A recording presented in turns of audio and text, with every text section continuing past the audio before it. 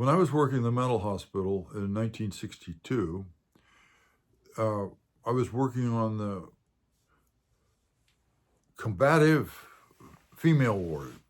And there were, I don't know, a big group of women there who'd gotten there by hitting somebody at some point after they'd been hospitalized. And we used to talk a lot, but one fine day there was a visiting psychiatrist that came from Scotland, and his name was Maxfield Jones.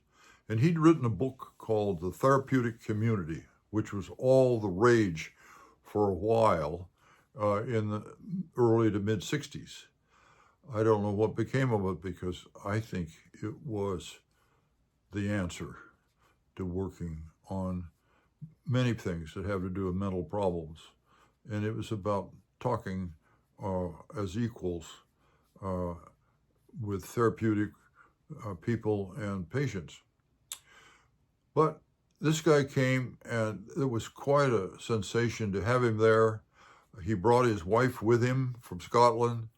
She was drop dead beautiful, and he had this athletic body. He was, I don't know, he was close to 60 maybe. And he'd written a book about body image and the great impact it has on human personality. And he made the argument that people, as they age, they lose the line of their body when it starts poofing out, bulging out here and there. And the people who held on to that continued to be charismatic and sexy. And he was taking great pride that he was achieving that and flaunting the fact that he had a woman 15 years younger than he, who was quite happy with his body image, his line, he called it. So I was charmed by him, but we went to this meeting where he was going to show off his skills at talking with people in an egalitarian, sitting in a circle fashion. Well, there was this one woman there who I don't think she was African heritage, but she had some pigment in her skin. But she was what they call hebephrenic schizophrenic. And a hebephrenic schizophrenic is somebody that finds lots of things to giggle about. And they do that so much it irritates people, and pretty soon if they have a few little, or a lot of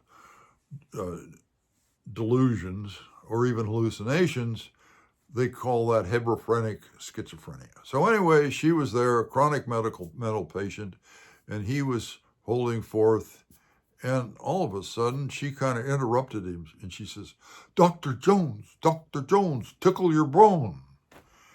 And a lot of people would have just taken that, oh, that's kind of funny. She's talking about tickling my ribs, but not him. That bone she was going to tickle was phallic, and it absolutely stopped him. It took him, it seemed like forever. It was probably only 15 seconds. I don't know, but it totally dethroned him. It yanked him down off of this high pedestal he was on, telling us all about how you've got to be democratic and talk as equal with the patients. Then when one teased him, it knocked him off his horse. And I've seen those kinds of things over and over in my life. And of course, maybe it's the imp in me, but I always am very charmed by them. One of the ones that happened with me was that one day I walked into a circular meeting at OHSU psychiatry that we had once a week with the great Dr. Saslow, who was so great he never came onto the ward. We went off the ward to a meeting place by his office once a week to have wisdom and tone to us. It's sitting in a circle, right?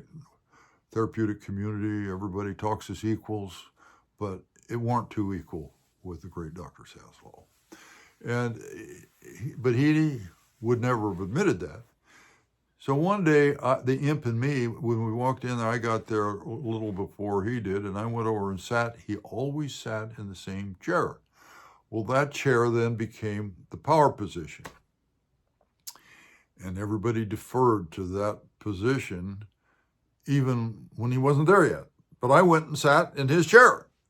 And he came rambling in very humbly with his head down a little bit, moving toward his chair without any indication that he was looking for the power position. And when he got almost to me, he saw my shoes and looked up. And everybody tittered. He'd been caught at his own game of, I'm the superior here, even though I'm holding forth that this is all a circle of equals. Oh, how humor can be refreshing.